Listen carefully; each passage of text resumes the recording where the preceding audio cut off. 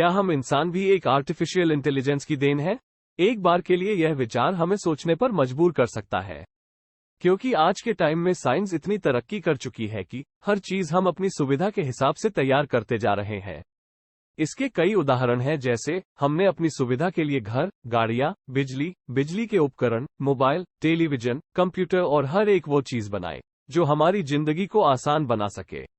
आज के टाइम में हम अपनी सुविधा के लिए रोबोट तैयार कर रहे हैं, और आज हमने ऐसे ऐसे रोबोट मशीन तैयार कर लिए हैं जो हमारे लिए घर का काम कर सके, फैक्ट्री का काम कर सके, और यहां तक कि हमारे लिए जरूरत पड़ने पर लड़ाई के क्षेत्र में भी आगे जा सके। और धीरे धीरे करके हम ऐसे ऐसे कंप्यूटर प्रोग्राम तैयार कर चुके हैं जिनसे हम कुछ भी पूछें, जवाब हमें तुरंत मिल जाता है। कंप्यूटर के क्षेत्र में आज हम इसको AI प्रोग्राम बोलते हैं। जैसा कि हम सब देख पा रहे हैं, AI के क्षेत्र में हमने इतनी उपलब्धि हासिल कर ली है कि आज हम किसी भी मशीन को अपने हिसाब से प्रोग्रामिंग करके इससे कुछ भी काम करवा सकते हैं। और चलिए अब हम आते हैं अपने असली टॉपिक पर। आप एक बार के लिए रोबोट को इंसानों की जगह पर और हम इंसानों को देवताओं की जगह पर या फिर जिसने हमें बनाया उसकी जगह पर रखकर सोचिए। आपको बहुत सारे आंसर मिलने लगेंगे। इस ब्रह्मांड को समझने का आपका नजरिया ही बदल जाएगा। आप कहेंगे, ये तो एक बेतुकी सी बात कर दी मैंने। ऐसा हम कैसे सोच सकते हैं, और इससे आप क्या साबित करना चाहते हैं? तो लीजिए मैं आपको बताता हूं कि जब तक इंसान अपने बनाए हुए इस कंप्यूटर मशीन में अपने आप को रीजेनरेट करने की, अपने आप को रिपेयर करने की और फील करने यानी महसूस करने की प्रोग्रामिंग नहीं करते हैं, तब तक यह मशीन है। जिस दिन भी इंसान ने अपने बनाए हुए रोबोट मशीन में अपने आप को ठीक करने की और अपने आप को रीजनरेट करने की प्रोग्रामिंग डाल दी, उसी दिन आपको ये बात पूरी तरह समझ में आ जाएगी।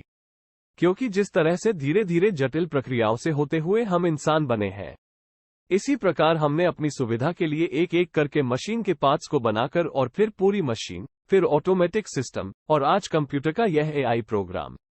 जिस तरह धीरे धीरे हम आगे बढ़े हैं, इसी प्रकार धरती पर हम किसी और के द्वारा, हम जिसे सुप्रीम पावर या भगवान कहते हैं, या फिर आप एक चीज समझिए कि कोई एक ब्रह्मांड में सबसे ऊपर ऐसी एनर्जी है जिसने हमें बनाया और जो चाहती है ये प्रक्रिया आगे बढ़ती रहे और धरती पर पूर्ण रूप से मशीनरी का दबदबा रहे। या फिर कहें तो इसका मतलब, अगर आप धार्मिक ग्रंथों के हिसाब से देखें तो भी यही समझ में आ रहा है कि आने वाला समय कलयुग होगा। और विज्ञान की दृष्टिकोण से भी अगर हम देखते हैं तो इस ब्रह्मांड का सिद्धांत भी हमें यही बताता है। इसके लिए हम इसे थोड़ा साइंस के हिसाब से समझते हैं। आज के वैज्ञानिक भी इस बात को सिद्ध कर चुके हैं कि हमारी यह गैलेक्सी एक शून्य से निकली है। वैज्ञानिक कहते हैं कि सबसे पहले बिग बैंग हुआ था। इसका मतलब कुछ गर्जना हुई थी, यानी कोई आवाज पैदा हुई और सृष्टि का निर्माण हुआ। ये कई बार हुआ। इसका मतलब हमारे जैसी बहुत सी गैलेक्सी हैं जो बन रही हैं और खत्म भी हो रही है। ये सब कुछ एक निश्चित समय और एक निश्चित क्रिया के हिसाब से बंधा हुआ है। ये सब निरंतर हो रहा है और सब कुछ शून्य से निकला और निश्चित समय के बाद उसी शून्य में समा रहा है। ये प्रक्रिया निरंतर चल रही है और हम सब इस निरंतर चल रही प्रक्रिया का हिस्सा है जो प्रकृति के साथ ऑटोमेटिक चल रही है। और इस धरती पर चल रहे जीवन के इस विकास के चक्र में हम सब इंसान अब आखिरी चरण में है।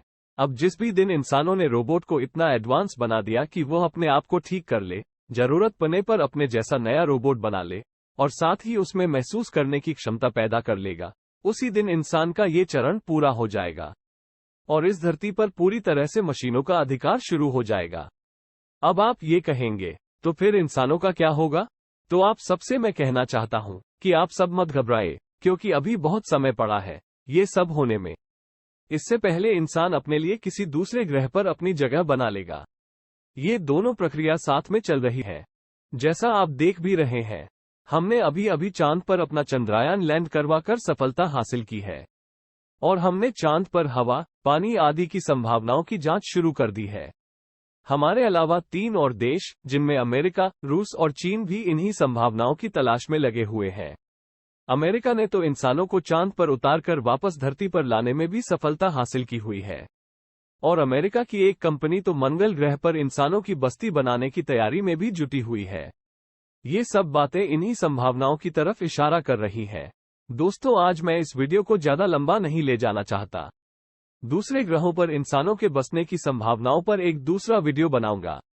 आज के इस वीडियो में मैंने एक विचार रखा है जो जरूरी नहीं कि यह आगे चलकर सच साबित हो। मेरे इस विचार पर आप लोग भी अपने विचार नीचे कमेंट बॉक्स में लिखकर भेजें। और वीडियो को पूरा करने से पहले मेरी आपसे रिक्वेस्ट है कि मेरे इस चैनल को लाइक, सब्सक्राइब और शेयर करने के साथ बेल आइकन को भी जरूर हिट करें ताकि मेरे आने वाले अगले वीडियो का नोटिफिकेशन आपको मिल सके। आपका ये सहयोग मेरे लिए बहुत कीमती होगा। आप सबको मेरी ओर से नमस्कार।